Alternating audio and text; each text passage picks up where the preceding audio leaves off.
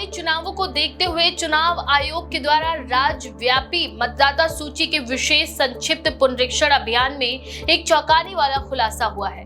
राज्य के करीब 36 लाख मतदाता अब अपने पुराने पते पर नहीं मिल रहे हैं, यानी या तो वे कहीं और स्थानांतरित हो गए हैं या फिर उनका नाम अब हटाए जाने योग्य हो गया है।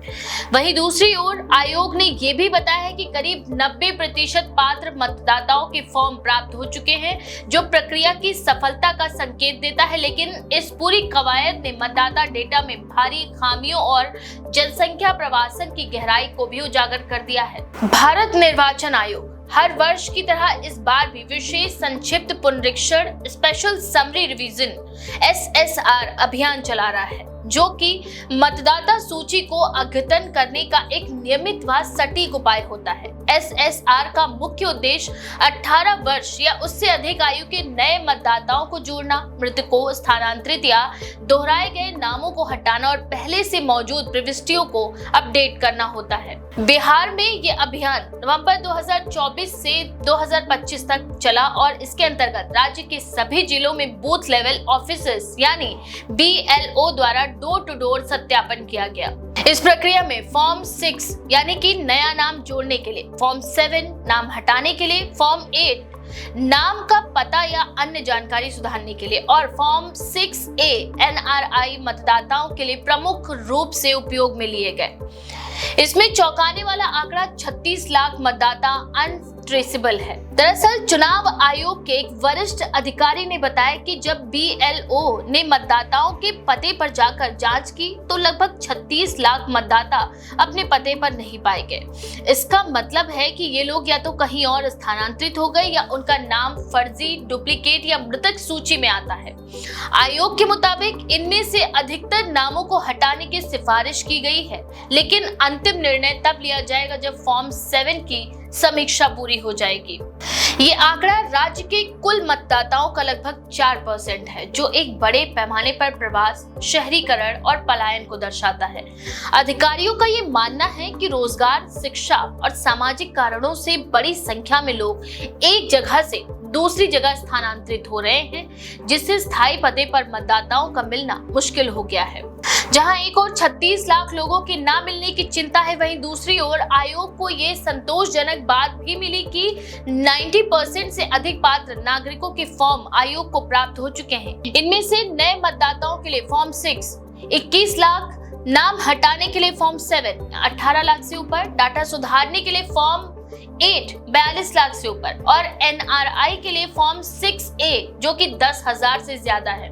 इन फॉर्म्स के आधार पर मतदाता सूची में कई महत्वपूर्ण संशोधन किए जाएंगे। आयोग का दावा है कि जितने अधिक फॉर्म आते हैं उतनी ही अधिक पारदर्शिता और सटीकता से मतदाता सूची तैयार हो सकती है। एक और महत्वपूर्ण बिंदु जो सामने आया है वह है डुप्लीकेट मतदाताओं की पहचान। आयोग को कई जिलों से ये रिपोर्ट भी मिली कि एक ही व्यक्ति के नाम 2 अलग-अलग स्थानों पर दर्ज हैं।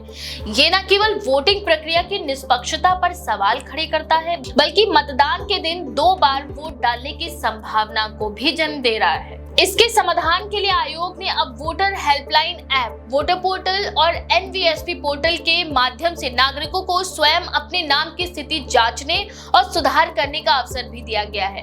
वहीं कुछ जिलों में ये प्रवृत्ति अधिक देखी गई है कि मतदाता अपने पते पर नहीं मिले। इनमें पटना, भागलपुर, मुजफ्फरपुर, गया और समस्तीपुर जैसे प्रमुख जिले शामिल हैं।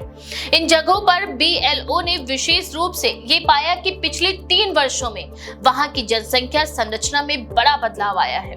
कई गांवों और कस्बों से लोग बड़े शहरों की ओर पलायन कर गए हैं। बिहार निर्वाचन कार्यालय ने इस बार तकनीक का भरपूर उपयोग किया। मतदाता mobile app, helpline number 1950, SMS सेवा और ऑनलाइन पोर्टल के जरिए मतदाता सूची में अपना नाम, स्टेटस और सुधार की जानकारी प्राप्त कर सकते हैं। BLO को भी मोबाइल ऐप से फीडबैक सबमिट करने की सुविधाएं दी गई थी, जिससे जानकारी तेजी से अपडेट की जा सके। इसके साथ ही पहली बार कई जिलों में फेशियल रिकॉग्निशन आधारित सत्यापन और GPS लोकेशन ट्रैकिंग भी प्रयोग में लाई गई, ताकि फील्ड अधिकारियों की जांच प्रक्रिया अधिक प्रामाणिक रहे। इस विशेष पुनरीक्षण अभियान में एक और उत्साहजनक पहलू ये रहा कि बड़ी संख्या में युवा मतदाताओं ने फॉर्म 6 भरकर खुद को नामांकित कराया। आयोग के अनुसार इस वर्ष करीब 12 लाख से अधिक 18 से 21 वर्ष की उम्र के युवाओं ने पंजीकरण करवाया। इनमें से लगभग 45% लड़कियां थीं। इससे ये स्पष्ट होता है कि युवाओं में लोकतांत्रिक प्रक्रिया के प्रति जागरूकता बढ़ रही है और वे मतदान को लेकर काफी गंभीर हैं। अब जबकि विशेष संक्षिप्त पुनरीक्षण अभियान समाप्त हो गया है, निर्वाचन आयोग का ध्यान फाइल वोटर लिस्ट के प्रकाशन पर केंद्रित होगा। ये सूची 2025 के अंत या 2026 की शुरुआत में होने वाले चुनावों के लिए आधार बनेगी। आयोग ने यह भी स्पष्ट किया है कि अंतिम सूची में कोई भी नाम केवल तभी हटाया जाएगा जब उचित सत्यापन और नोटिस प्रक्रिया पूरी कर ली जाए। इसके अलावा आगामी दिनों में चुनाव आयोग वोटर अवेयरनेस अभियान को भी तेज करेगा ताकि ज्यादा से ज्यादा लोग मतदान के लिए पंजीकरण करें और मताधिकार का प्रयोग करें। वहीं राष्ट्रीय जनता दल ने आशंका जताई है कि इतने बड़े पैमाने पर नामों का गायब होना एक साजिश हो सकता है, खासकर अल्पसंख्यक और गरीब तबके के मतदाताओं को निशाना बनाने की। वहीं भारतीय जनता पार्टी यानी बीजेपी ने चुनाव आयोग की कार्य प्रणाली की सराहना की है और इसे स्वस्थ लोकतंत्र की दिशा में सही कदम बताया। कांग्रेस और वाम दलों ने चुनाव आयोग से मांग की है कि नाम हटाने की प्रक्रिया पूरी तरह पारदर्शी हो और किसी भी व्यक्ति को बिना सूचना के सूची से बाहर न किया जाए।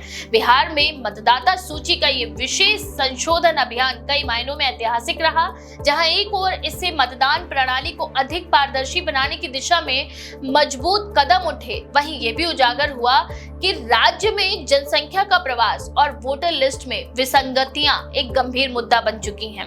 आगामी चुनावों की पारदर्शिता, निष्पक्षता और सहभागिता इस बात पर निर्भर करेगी इन 36 लाख लापता वोटरों का निपटारा किस सटीकता और निष्पक्षता से होता है। चुनाव आयोग पर एक बार फिर बड़ी जिम्मेदारी है कि वह लोकतंत्र के इस आधारभूत स्तंभ को और अधिक मजबूत बनाए। इस बारे में आपका क्या विचार है? अपनी राय कमेंट में जरूर लिखें। ऐसी और भी खबरों के लिए देखते रहें द पेज 19।